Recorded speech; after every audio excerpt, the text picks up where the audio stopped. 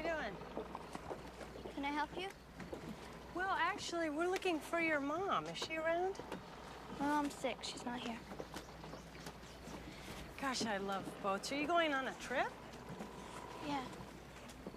That's exciting. Looks like a long trip, huh?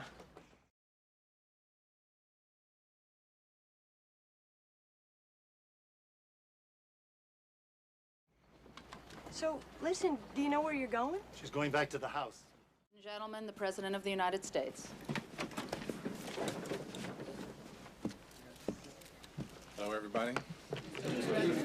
10 seconds, Mr. President. 5, 4. Good evening.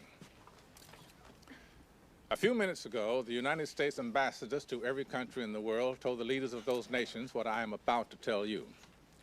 It's a bit complicated, so it will take some time, so I hope you will bear with me, hear what I have to say. A little over a year ago, two American astronomers, Marcus Wolf and Leo Biederman, working on a mountaintop in Arizona, saw something Nobody say in the night anything. sky that caused them great concern. A comet. But the comet was, well, there was a remote possibility that the comet was on a path that could bring it into direct contact with the Earth. Now, we get hit all the time by rocks and meteors, some of them the size of cars, some no bigger than your hand. But the comet we discovered is the size of New York City, from the north side of Central Park to the Battery, about 7 miles long. Put another way, this comet is larger than Mount Everest. It weighs 500 billion tons. Now, chances are this thing is Astrophysicists, geologists, and climatologists. Where the hell is science? Okay, Paris, Beirut, Tokyo, Tel Aviv. I want it everywhere. Did the Hail Bob stand-ups. And graphics! I need graphics! Comets began far out in space. They're what's left over from the creation of the solar system, after the planets were formed billions of years ago. Now, these chunks of space debris are in an elongated orbit around our sun. But every now and then, one of them gets bumped, sort of like a billiard ball on a pool table, and is knocked into a different orbit. Now, if this comet continues on its path around the sun and keeps its present course,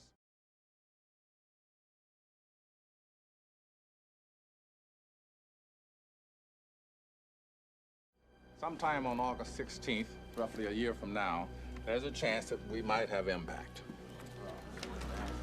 So for the past 8 months, the United States and Russia have been building the largest spaceship ever constructed. It's being built in orbit around the Earth, and we call it the Messiah.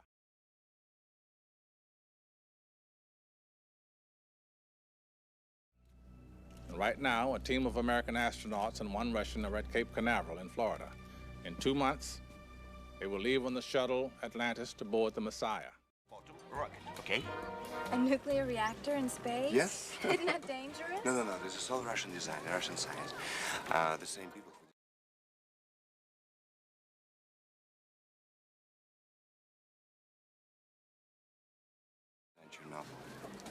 Chernobyl. Chernobyl almost worked. So what happens after you plant the bomb? Well, we have 7 hours. We're gonna put the bomb.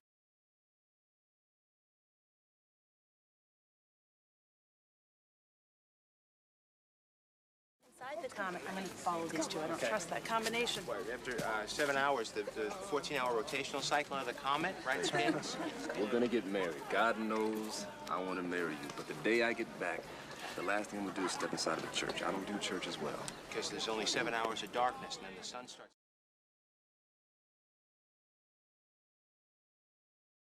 hitting the surface of the planet, and it causes... These are your orders. Upon first entering Earth's atmosphere, proceed immediately up the exterior of the mothership. It's gonna, when the sun hits the surface, there's gonna be explosive outgassings that are very dangerous.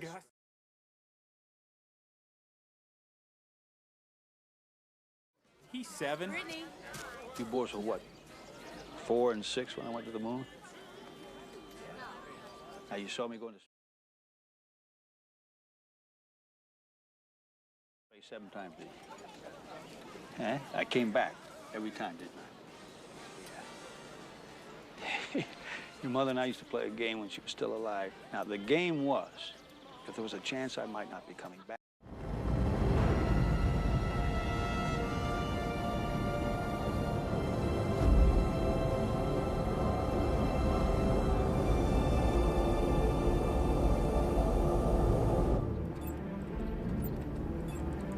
Feet to standoff.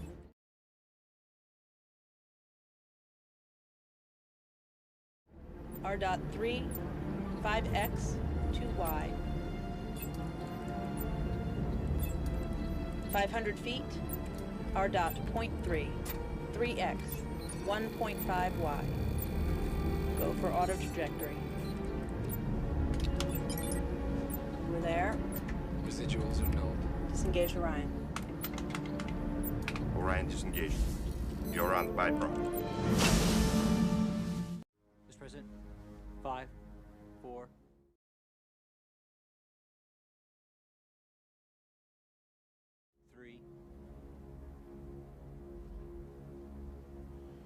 Hello, America. It is my... has failed. This computer-enhanced radar image from Houston shows how the detonation succeeded, however, did not destroy the comet. There are now 2 pieces, one 6 miles wide, the other 1.5 miles. Both are still on the path towards Earth.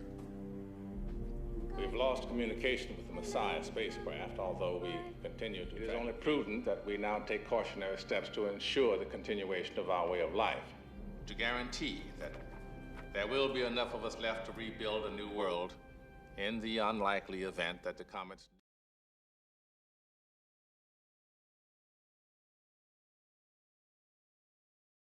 strike the Earth. So, in the soft limestone of Missouri, we've been preparing a network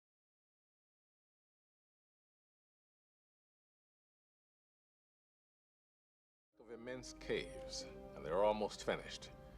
And we can put 1 million people in them. And that 1 million people can survive there underground for 2 years until the air clears and the dust settles. And the cave is more than a dormitory. It's our new Noah's Ark. We're storing seeds and seedlings, plants, animals, enough to start over. On August 10th, a computer will randomly select 800,000 Americans to join the 200,000 scientists, doctors, engineers, teachers, soldiers, and artists who have already been chosen. Other countries are preparing similar caves along whatever lines they feel are best to preserve their way of life. This is ours. Beginning tonight and continuing until the crisis passes, I am declaring a state of martial law.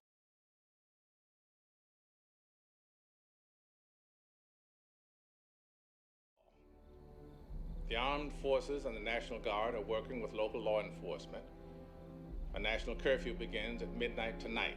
Now, wherever you are, go home. Stay off the roads after sunset.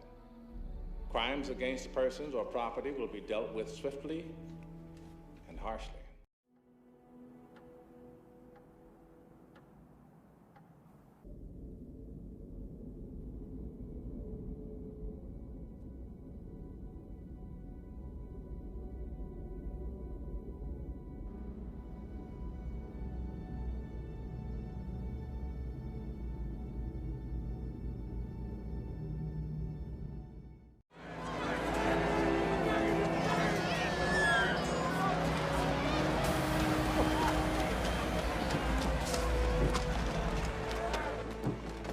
Welcome to the Ark.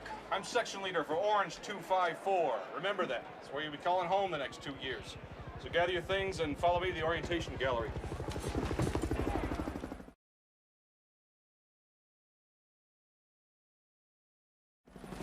You have been designated as a civilian section officer.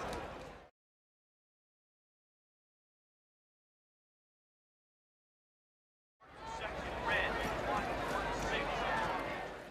Don't worry about me. I'm going to be happy as long as I know you're going to live.